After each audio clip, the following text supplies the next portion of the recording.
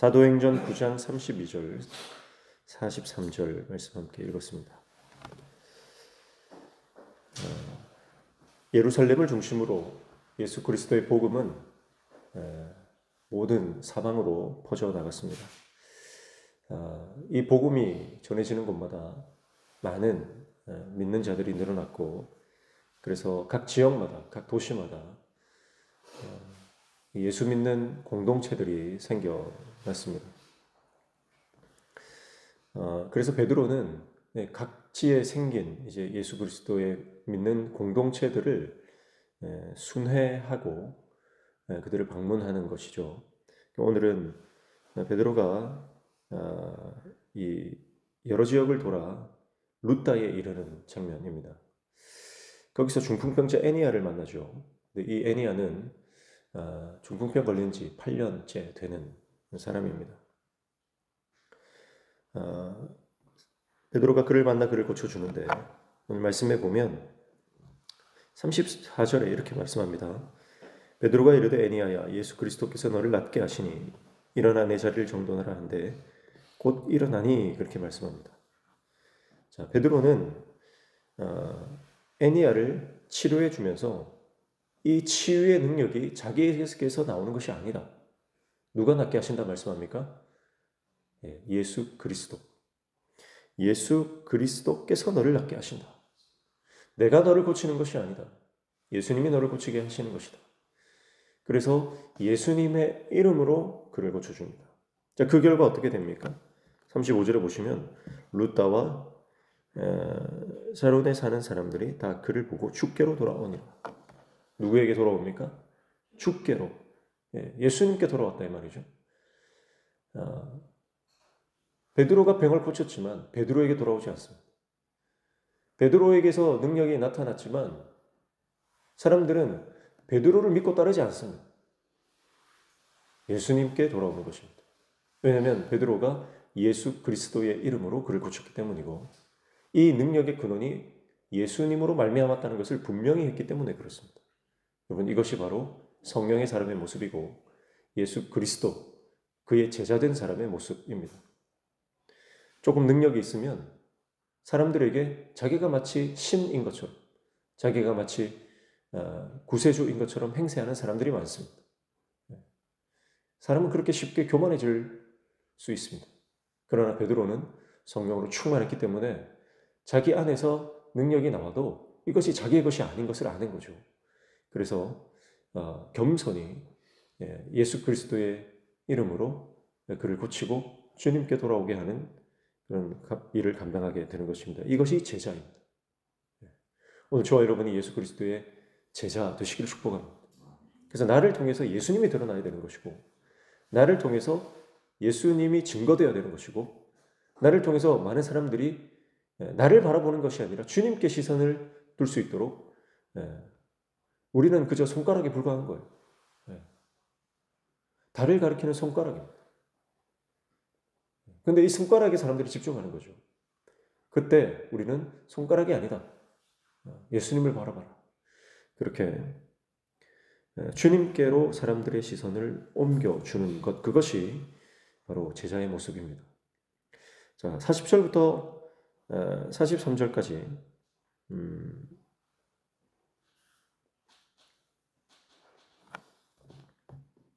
36절부터 보시면 36절부터 43절까지 이제 도르가를 살려줍니다. 이 장면에도 마찬가지죠. 자, 이 36절에 보면 욥바에 다비다라 하는 여제자가 있으니 그는 그 이름을 번역하면 도르가라. 선행과 구제하는 일이 심히 많은 터니, 그렇게 말씀합니다. 자, 다비다라가 하는 여제자가 등장합니다. 자, 여제자다. 다비다라고 하는 것은 사슴이란 뜻이죠. 그래서 다비다라 하는 여제자, 이름이 도르가인데 그만큼 사랑스러웠고, 사슴이라고 하는 것은 성경에서 아주 사랑스러운 존재를 일컫는 거예요. 그 여제자, 얼마나 주님께서 사랑하시는 정말 제자다운 삶을 살았던 인물인지를 먼저 소개합니다. 그리고 선행과 구제하는 일이 심히 많았다. 그런데 그만 병이 들어서 죽었다, 그렇게 말하는 거죠. 그러니까 지금 이 여제자는 그렇게 죽기에는 너무 아까운 존재였다. 그런 소개를 먼저 하고 있습니다.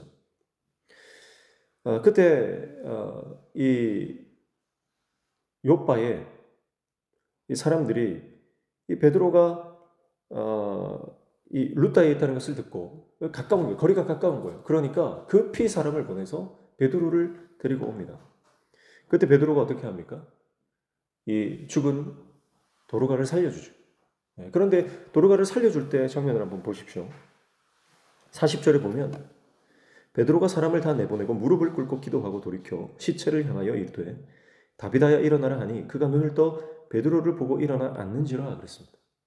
여러분 이거 어디서 많이 본 장면 아닙니까? 예수님께서 마가복음 5장에 그 죽은 그 야이로의 딸을 살리실 때 그 장면과 동일한 장면입니다.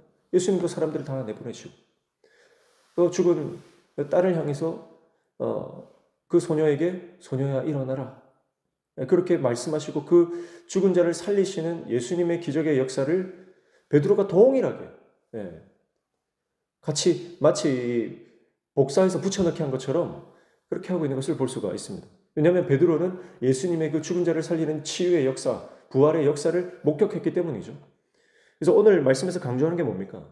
베드로에게 능력이 있었다라는 것이 아니고 죽은 자를 살리는 이 어마어마한 기적이 일어났지만 이것은 베드로가 예수님이 하신 그대로 따라하고 예수님이 하신 그대로 그가 배운 대로 행했기 때문에 이 죽은 도로가가 살아났다.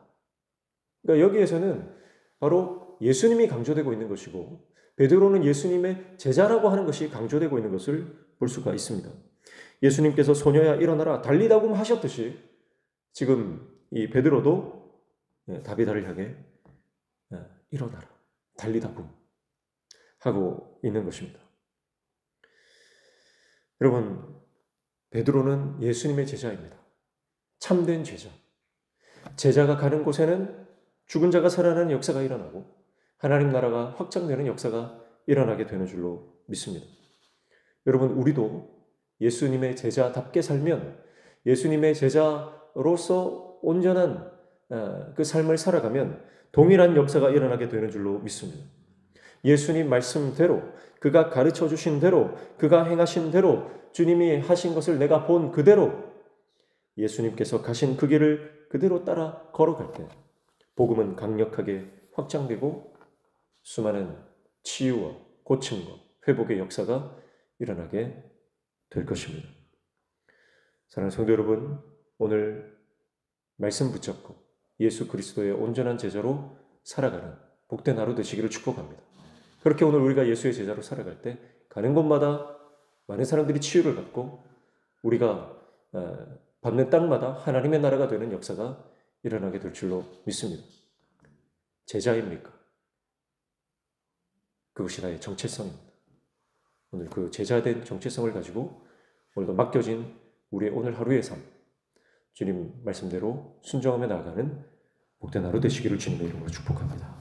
기도하겠습니다. 예수님께서 가신 길을 그대로 걸어가며 예수님께서 행하신 그 삶을 그대로 살아가는 참된 제자 되게 도와주셔서 우리를 통해 하나님 나라가 확장되고 복음의 역사가 일어나는 귀한 은혜를 경험케 하여 주옵소서. 오늘도 주님 말씀 붙잡고 기도할 때 우리의 기도에 대로 응답하여 주시며 우리 삶의 모든 막힌 문들이 열려지는 형통의 은혜를 허락하여 주시옵소서. 예수님의 이름으로 기도하옵나이다.